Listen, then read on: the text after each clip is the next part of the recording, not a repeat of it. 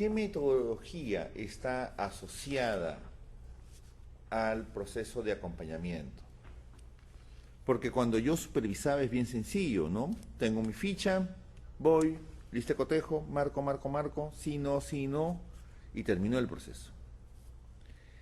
En cambio, y acá tenemos un ejemplo solo pensado en los docentes, pero también podríamos trabajarlo pensado en los directivos. En cambio, el acompañamiento inicia un proceso más amplio. Hagamos el ejemplo en paralelo. Existe una práctica pedagógica, existe una práctica institucional. Es decir, el docente enseña de una manera, el director o los directivos gestionan de una manera. Es decir, existe una realidad. Y la metodología para trabajar el acompañamiento es empezar por la revisión de esa realidad. Hacer ver al docente, ¿es esta la manera de enseñar? ¿Es esta la manera de generar actividades o situaciones de aprendizaje? Señor director, ¿es esta la forma de gestionar? ¿Son estos los instrumentos de gestión que deben tener?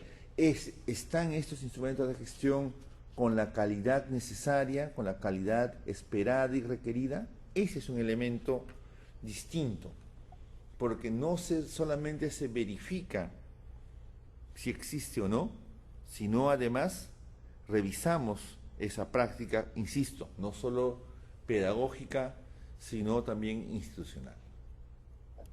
Pero no nos quedamos ahí y no le decimos, pero colega, usted está enseñando de una manera tradicional, centrado en los contenidos. Le decimos, colega, tiene que trabajar las capacidades, tiene que trabajar actitudes, tiene que desarrollar competencias. Por lo tanto, junto con esa revisión, surgirá de ustedes quienes acompañan una propuesta para la mejora de la práctica. Es decir, ustedes, y ahí viene el elemento fundamental, ustedes deben proponer mejoras. Y no solo hacer la propuesta de esas mejoras, sino verificar de que esa mejora se haya implementado y por lo tanto hay una nueva práctica. Y junto con esa nueva práctica, por lo tanto, tendremos una teoría de cómo se deben hacer las cosas mejorada y luego el círculo continuará. Es decir, volveremos a revisar nuestra práctica pedagógica y volveremos a revisarla y volveremos a establecer propuestas y habrá nuevas prácticas porque finalmente el proceso educativo es un proceso cíclico, es un proceso que debe estar en constante mejora y revisión.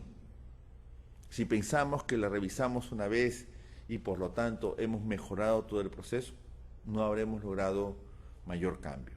Entonces, el acompañamiento pedagógico tiene esta lógica: observar la práctica, revisar esa práctica, proponer cómo mejorarla, implementar esa mejora, sistematizar lo que se ha visto e iniciar el proceso nuevamente.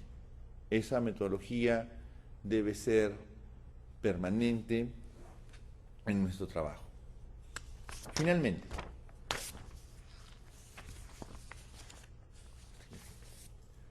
Finalmente, ustedes pueden pensar, Julio, muy bien, lo que nos estás diciendo puede o no ser interesante, pero yo quiero cosas prácticas de cómo podemos trabajar el tema del acompañamiento. Y si ustedes hacen una reflexión, lo que hemos hecho con ustedes en nuestras visitas de monitoreo han tenido alto componente de visitas de acompañamiento, porque hemos ido y hemos compartido con ustedes nuestras experiencias. Entonces, ante la pregunta, ¿qué estrategias para el acompañamiento se pueden tener? Una, básicamente el asesoramiento presencial. Ustedes tienen que estar en los institutos. Yo sé, y todos nosotros aquí en ESAN sabemos todas las dificultades que ustedes tienen de presupuesto, de logística y de tiempo. Pero tiene que haber ese asesoramiento presencial. Acá, por ejemplo, tú, Raúl, tienes una realidad en el Gamaniel que está en Cerro de Pasco y otra del colegio y del instituto que está en Puerto Bermúdez, y tienes que visitarlos a los dos para poder ver sus realidades y poderles brindar el asesoramiento presencial. Pero además, ese asesoramiento presencial requiere de un proceso de autoformación de ustedes. Y ustedes pueden decir, pero qué tanto esfuerzo, qué tanta dedicación, etcétera. Pero la ventaja de este proceso es que le permite a ustedes como especialistas crecer profesionalmente.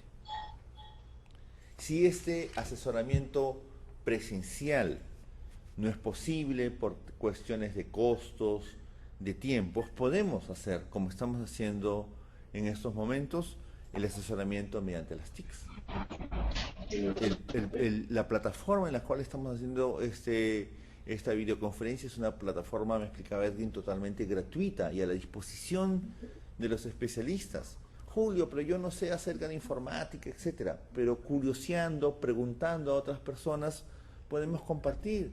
Yo comprendo que Manuel tiene no sé cuántas provincias ahí en Cusco y no puede llegar a todos los lugares.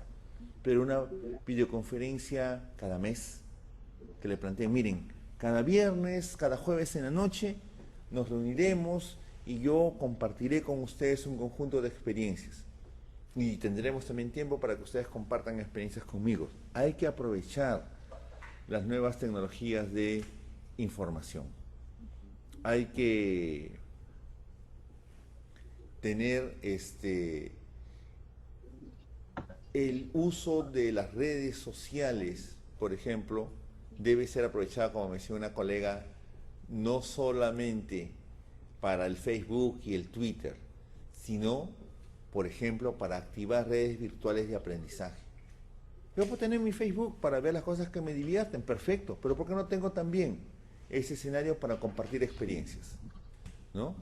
Google y Google Plus, por ejemplo, es un elemento muy, muy poderoso para poder trabajar. Y yo miro estas videoconferencias, este ciclo de videoconferencias, no solo como el escenario para compartir esas experiencias, sino ahí ustedes, tú, Juan, Raúl, Filemón, están viviendo la experiencia de usar a las TICs como un medio para el asesoramiento.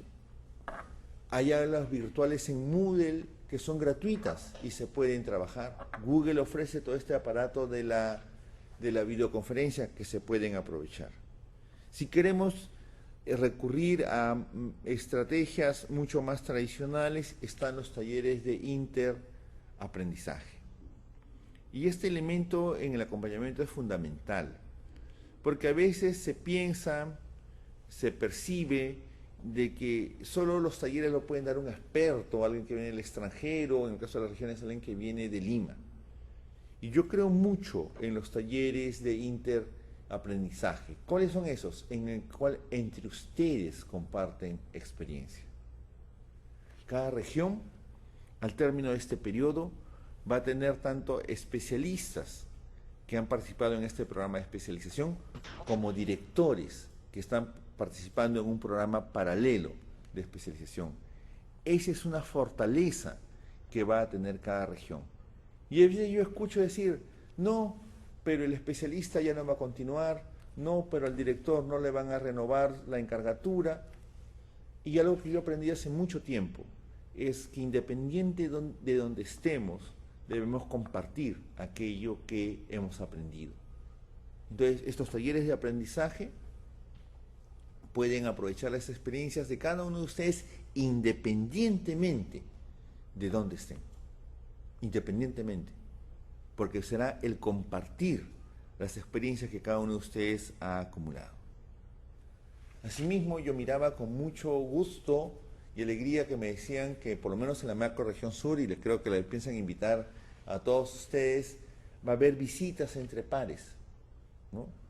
Porque nada va a enriquecer más su práctica que el ver cómo trabaja otro especialista, ¿no? Entonces, esa es otra estrategia para el acompañamiento, la visita entre pares que se puede extender a las pasantías. Yo sé que puede estar pasando por su mente, Julio, sí, eso es muy bonito, pero el ministerio no nos brinda las facilidades para hacerlo. ¿Está bien? El ministerio puede no brindarlas, pero ustedes deberían generar los espacios, desde la dirección regional donde se encuentren o desde su labor como educadores donde estén, para generarlas y construirlas. Porque estas estrategias favorecerán el mejoramiento de la calidad de la formación inicial de los futuros maestros.